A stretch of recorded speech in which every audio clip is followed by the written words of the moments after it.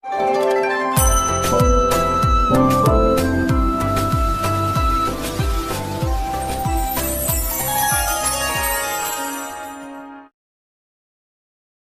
जगन्नाथ मु दिवाकर दास आपण मानक प्रणाम करुच्ची। आसंता 26 तारिख पवित्र सुदशा व्रत जो निराश होइतिबा समस्त नुआ व्रतधारी मानक पई एबे खुशी खबर कहीं नुआ व्रतधारी माने एबे एही व्रत करि परिबे। आउ सेमानक पई सबटु बड़ खुशी खबर जो माने नुआ व्रत करूचंती फगुण मासर ए शुक्ल दशमी जहाँकि आसंता 26 तारिख दिन पड़ुची, जहाँ अतिशय शुभ दिन बोली मध्य पंजिकार लेखा होइछि। आ जहा द्वारा आपण व्रत कले आ माँ लक्ष्मी कृपा सारा जीवन आपण ऊपर रहिबो। तेणु निराश होइथिबा व्रतधारी माने जे कि अपेक्षा करथिले केउ दिन ए व्रत को पड़िबो आ जोठी कि आम माने नुआ व्रतधारी माने व्रत करि परिबो। पूर्वरु आम माने आपण मानक पाखरे वीडियो रखिथिलु जे कि नुआ व्रतधारी माने व्रत करिबा कथा नहे, काहेकि ना 2025 मसिया रे आपणकर 3 थर व्रत पड़िछि किंतु आपण व्रत करि पारि नाहन, निराश होइछन। तो सेति पई बहु खुशी खबर नुआ व्रतधारी मानक पई, काहेकि ना आपण जानिकी आनंदित हेबे जो 6 मास व्रत पढ़िले व्रत कले बहु शुभ मिले। से मास मानक भितरे जहाँकि रही बैशाख मास, ज्येष्ठ मास, कार्तिक मास, माघ मास और फगुण मास।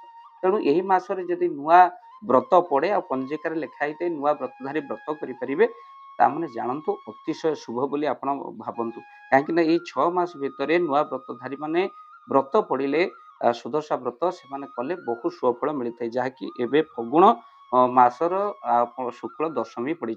आप जानते शुक्ल दशमी गुरुवार पड़े माँ लक्ष्मी जो व्रत हुए ता हूँ सुदशा व्रत। दुर्दशा को दूर कर जो व्रत आप पालन करती दुर्दशा को दूर करने हूँ सुदशा व्रत।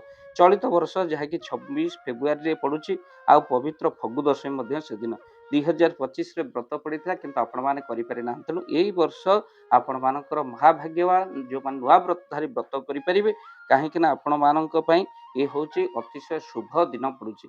तो माँ तो 10टी अंक बा 10 संख्या बहु प्रिय दशमी तिथि सहित आपणकर 10 बंडा आउ 10 फल 10 फूल माँ पाखे निश्चिंत भाव में समर्पण करंतु। नुआ व्रतधारी माने निहात भाव में 10 फूल 10 फल एगुड़िक संग्रह कर माँ पाखे चढ़ेले बहुत सुफल से मिलता है। खाली से नुह 10 गंठीर कथा कहुई। तेणु व्रतधारिणी माने नुआ व्रत 10 गंठी पकातु आउ हलदी लगे दिंतु, जहाँकि व्रत बही लिखा हुई से अनुसार व्रत करेंगे। गुरुवार दिन आपण पुराणा हो नुआ व्रतधारी हूँ से व्रत परिधान कलापर केवे गुरुवार आमिष द्रव्य बिल्कुल आपण स्पर्श करने कथा नहीं। तत्सहित प्रत्येक गुरुवार दिन व्रत हलदी टिके लगे दिंतु आ हलदी लगे माँ लक्ष्मी कृपा से व्रत देहरे रही है। व्रत उपर आप ध्यान रखु, व्रत हजिजा छिड़ा यह अशुभ होता है। आ जहाद्वारा संगे संगे आप नुआ व्रत धारण करते जब व्रत मारा होगला आपण निहाती नुआ व्रत धारण करूँ। आउ घर दुर्दशा माँ लक्ष्मी कृपा ये व्रत रही। तेणु आपण वर्ष सारा आपण मैंने यही व्रत जदि आप माँ लक्ष्मी कृपा आपण रही है।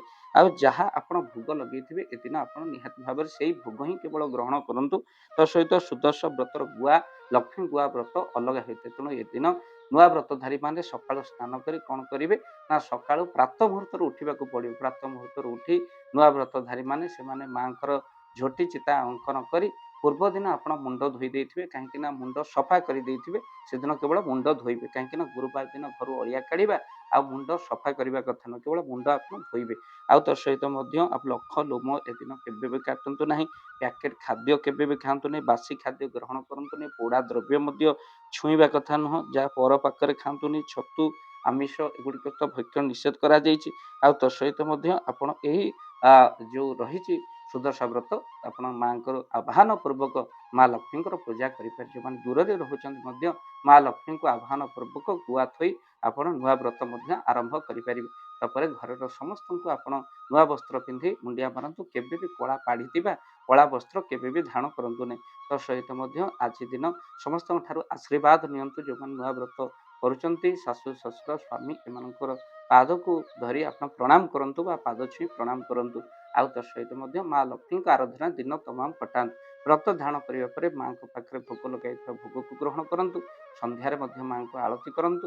ଲକ୍ଷ୍ମୀଙ୍କର ବ୍ରତ ଠାରୁ ଶ୍ରେଷ୍ଠ ବ୍ରତ କିଛି ନାହିଁ। ତେଣୁ ଏଇଠି ନୂଆ ବ୍ରତ ମାନେ ବ୍ରତ କରି ମାଙ୍କ ପାଖରେ ଲାଗି ହେଇଥିବା ପ୍ରସାଦ ପାଇ ମଧ୍ୟ କୃତକୃତ୍ୟ ହୋଇଯିବେ। ତ ନିଶ୍ଚିନ୍ତ ଭାବରେ ଆମେମାନେ କହିଥିଲୁ ଆପଣଙ୍କୁ ନିଶ୍ଚିନ୍ତ ଜଣାଇବୁ। ତ ଆସନ୍ତା 24 ଫେବୃଆରୀ ନୂଆ ବ୍ରତ ରହିଛି। ବ୍ରତକୁ ନେଇ ଏ ଥିଲା ନିୟମ, ଯାହା ନୂଆ ବ୍ରତଧାରୀ ମାନେ ବ୍ରତ କରିପାରିବେ। ଆଉ ଆପଣ ମାଙ୍କର ସ୍ତୁତି, ମାଙ୍କର ଯାହା ଲକ୍ଷ୍ମୀଙ୍କର ସହସ୍ର ନାମ ମଧ୍ୟ ଏଇ ଦିନ ପାଠ କଲେ ବହୁତ ସୁଫଳ ମିଳିଥାଏ। ମା ଲକ୍ଷ୍ମୀଙ୍କର କୃପା ରହିଥାଏ। ଆଗକୁ ମଧ୍ୟ ନୂଆ ନୂଆ ଭିଡ଼ିଓରେ ଆମମାନେ କହିବୁ କ'ଣ କରିବେ ଏଦିନ, କ'ଣ କରିବେ ନାହିଁ। ଆଉ ଏ କଥା ତ ଆପଣମାନେ ଆଜି ନିୟମରେ ଶୁଣିଲେ। ଆଉ କିଛି ତଥ୍ୟ କେଉଁ ସମୟରେ ପୂଜା ଅର୍ଚ୍ଚନା ଆପଣମାନେ କରିବେ ସେସବୁର ଭିଡ଼ିଓ ଆପଣମାନଙ୍କ ଆଗରେ ରଖିବୁ। ଭିଡ଼ିଓକୁ ବହୁମାତ୍ରାରେ ସେୟାର କରନ୍ତୁ। ନୂଆ ବ୍ରତଧାରୀ ନିହାତି ଭାବରେ ବ୍ରତ କରନ୍ତୁ ଆଉ ମା ଲକ୍ଷ୍ମୀଙ୍କର କୃପା ପାଆନ୍ତୁ। ଭିଡ଼ିଓକୁ ସେୟାର କରିବେ ଆଉ ଚ୍ୟାନେଲରେ ଯଦି ନୂଆ ଚ୍ୟାନେଲକୁ ସବସ୍କ୍ରାଇବ୍ କରିଦିଅନ୍ତୁ।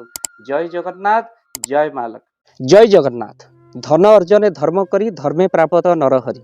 ଆପଣଙ୍କ ଉପାର୍ଜିତ ଧନକୁ ଯଦି ଧର୍ମ କାର୍ଯ୍ୟରେ ଲଗାଇବା ପାଇଁ ଚାହୁଁଛନ୍ତି, କିଛି ଅସହାୟ ଅସୁସ୍ଥ ବ୍ୟକ୍ତି ପାଖରେ ଆମେ ପ୍ରତିଦିନ ପହଞ୍ଚୁ ଆଉ କିଛି ସହଯୋଗ କରୁ। ଯଦି ଆପଣଙ୍କର ସେ ଗୁଣ୍ଡୁଚି ମୂଷା ଭଳି ଦାନ ସେଇ କାର୍ଯ୍ୟରେ ଲାଗିବା ପାଇଁ ଚାହୁଁଛନ୍ତି, ସ୍କ୍ରିନରେ ଚାଲିଥିବା ଏ ନମ୍ବରରେ ଏବେ କଲ୍ କରନ୍ତୁ। ଆମେ ଦେବୁ ଆପଣଙ୍କୁ ଫୋନ୍ ପେ ନମ୍ବର। ଆପଣଙ୍କର ଯେତିକି ସମର୍ଥ ରହିଛି ବା ସାମର୍ଥ୍ୟ ଅନୁସାରେ ଆପଣ ପ୍ରଦାନ କରିବେ ଆପଣଙ୍କର ଅର୍ଥ ରାଶି। ଏବେ ଆପଣ ଜାଣିକି ଆନନ୍ଦିତ ହେବେ, ଗୋଟିଏ ଆମ୍ବୁଲାନ୍ସ କିଣାଯାଇଛି କେବଳ ରୋଗୀ ସେବା ପାଇଁ। ଯଦି ଆପଣଙ୍କର କିଛି ଅର୍ଥ ସେ ଆମ୍ବୁଲାନ୍ସ ପାଇଁ ଆପଣ ସହଯୋଗ କରିବା ପାଇଁ ଚାହାନ୍ତି ତ ଏବେ କଲ୍ କରନ୍ତୁ ଏହି ନମ୍ବରରେ। ଆପଣଙ୍କୁ ଅଶେଷ ଅଶେଷ ଧନ୍ୟବାଦ। ଜୟ ଜଗନ୍ନାଥ।